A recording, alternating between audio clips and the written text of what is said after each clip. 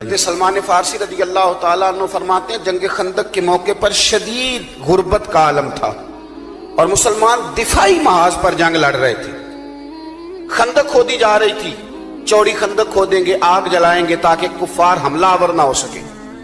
غربت کا یہ عالم تھا کہ پیٹ پر پتھر باندھے ہوئے۔ حضرت جابر ابن عبداللہ رضی اللہ تعالیٰ عنہ کان میں آ کے عرض کرتے ہیں حضور میں نے نا آپ کے چہرے پہ نکاہت دیکھی ہے ظاہری، تو حضور 8-10 بندوں کی روٹی ہے تشریف لے آئیں۔ تو حضور نے فرمایا سارے ہی چلو بھائی، سارے ہی چلو۔ کہتے میں گھر دوڑا، بیوی سے جا کے کہا حضور تو سب کو لے کے آ رہے ہیں۔ تو اہلیہ کہنے لگی کہا نہیں تھا کہ 8-10 بندوں کا کھانا ہے؟ کہنے لگے میں نے کہا تجھے تیری ماں روئے کہا تھا، پر حضور نے اعلان کر دیا سارے چلو۔ تو فرمانے لگی بس ٹھیک ہے، اگر حضور نے اعلان کیا ہے تو اللہ رسول ہمیں رسوا نہیں ہونے دیں گے، پھر آپ آنے دیں۔ آپ کیفیت دیکھیے، خندق کھودی جا رہی ہے، غربت کا یہ عالم ہے، بھوک کا یہ عالم ہے، بظاہر اسلام پر جو غربت ہے کہ پیٹ پہ پتھر باندھے ہوئے ہیں۔ ایک چٹان آ گئی، ٹوٹتی نہیں صحابہ سے۔ میں علماء سے تو میں نے شروع میں کہہ دیا میرا خطاب ہی نہیں، طالب علموں سے، دینی طالب علموں سے یاد رکھنا مسجد میں خطبہ دینا بھی بڑی شان کی بات ہے، لیکن مسجد کمیٹی والوں کی نہیں ہوتی، مسجد اللہ کی ہوتی ہے۔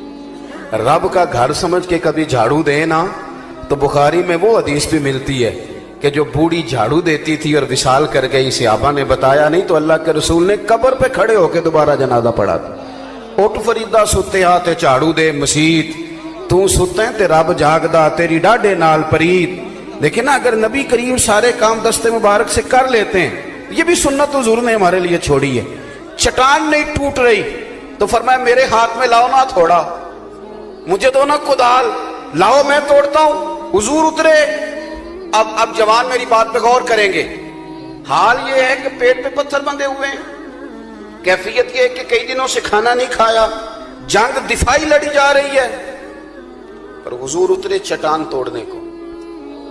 اور جب پہلی ضرب لگائی نا، جو چٹان صحابہ سے نہیں ٹوٹ رہی تھی، پہلی ضرب لگائی، ابھی مدینہ بھی فتح نہیں ہوا، مکہ بھی فتح نہیں ہوا، ابھی قریب قریب کے علاقے بھی فتح نہیں ہوئے، لیکن ایک چٹان پہ ضرب لگائی حضور نے۔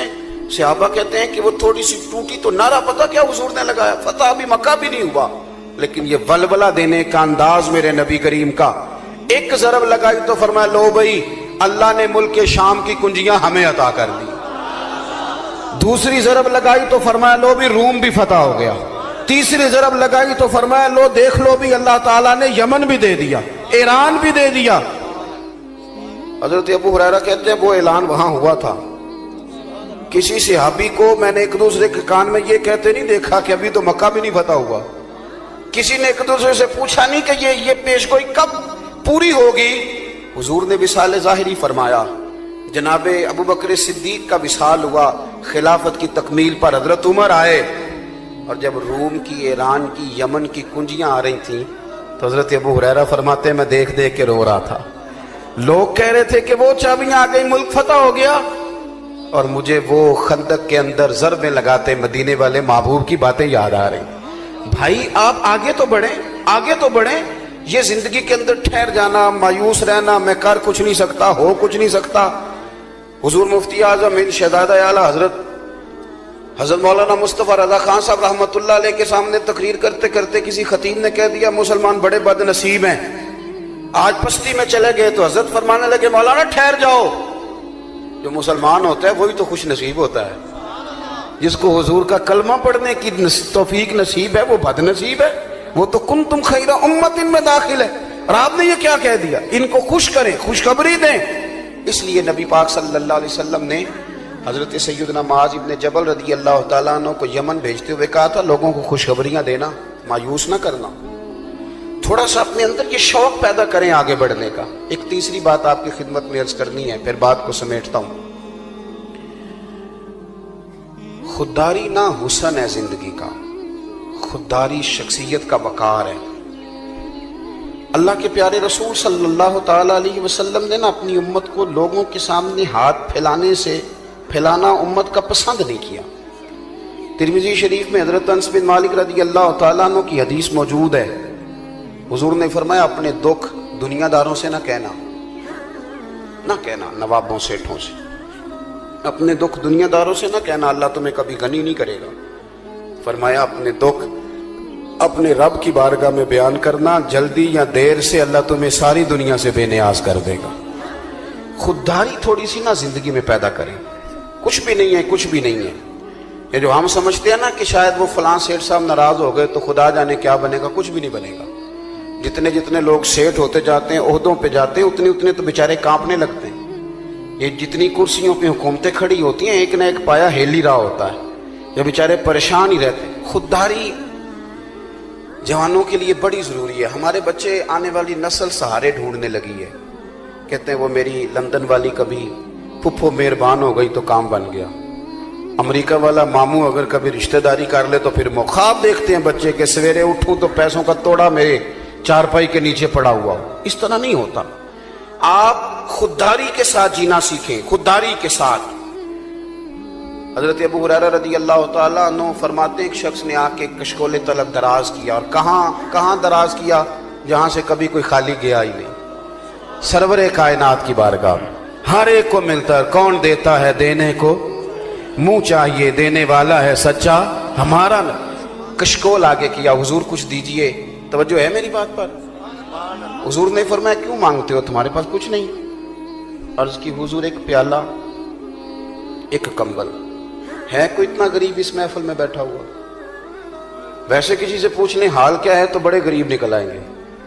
بھئی ایک پیالہ اور ایک کمبل، اتنا زیادہ غریب بھی کوئی ہوگا؟ اس نے کہا حضور صرف ایک پیالہ اور ایک کمبل. تو کریم نے فرمایا لے کے آنا.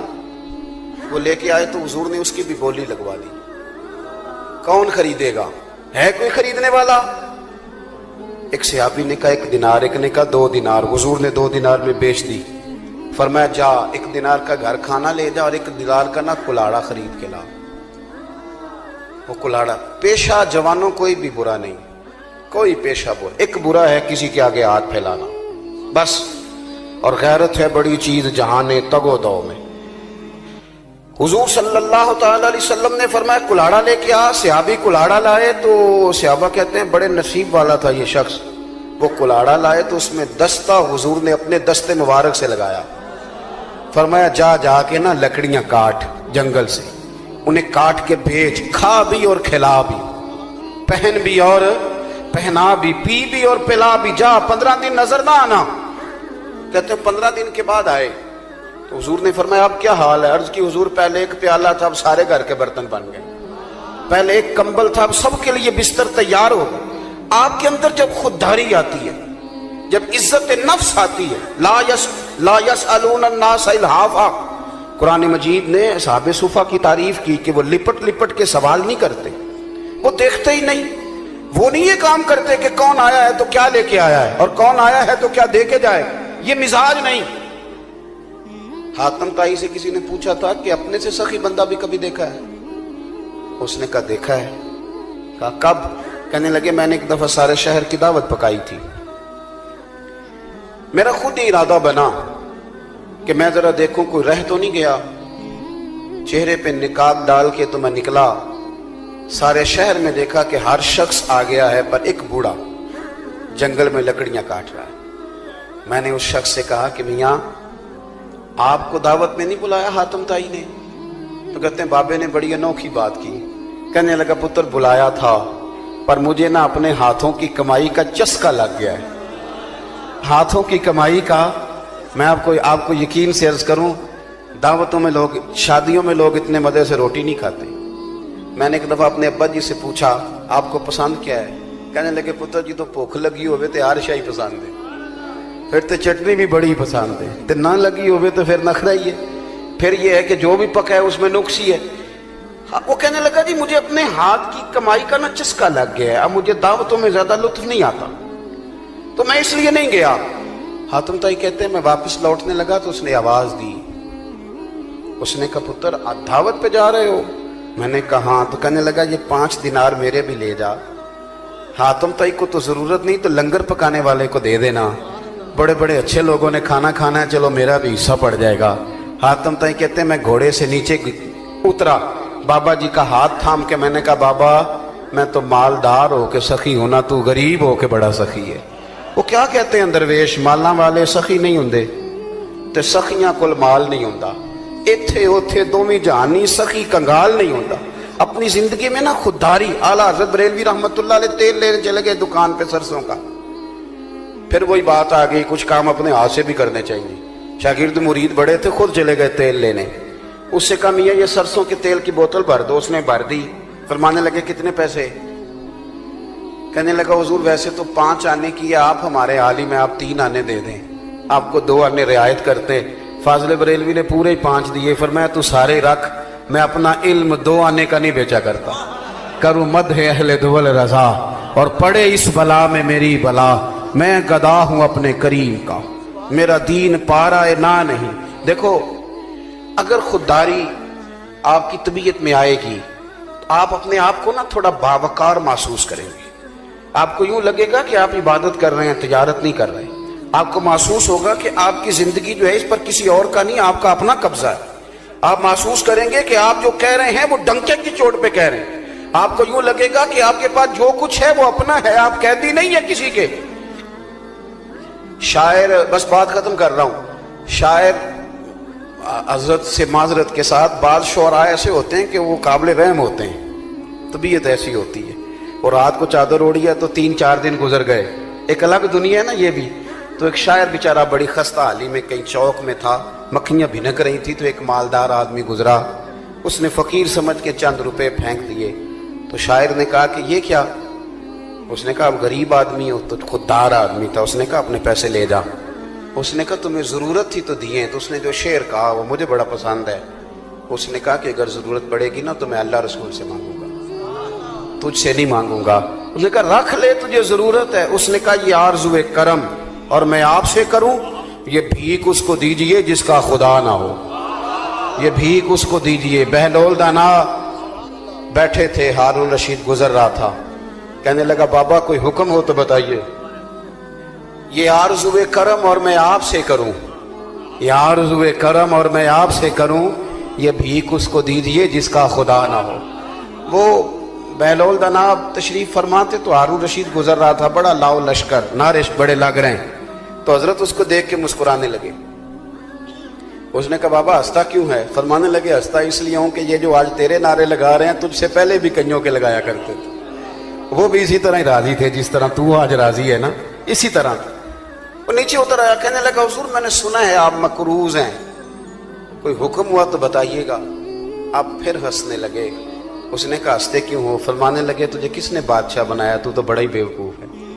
کہنے لگا کیا مطلب؟ آپ فرمانے لگے تیرا رب کون ہے؟ وہ سنو یار، تیرا رب کون ہے؟ کہا اللہ۔ تو فرمایا میرا کون ہے؟ کہا اللہ۔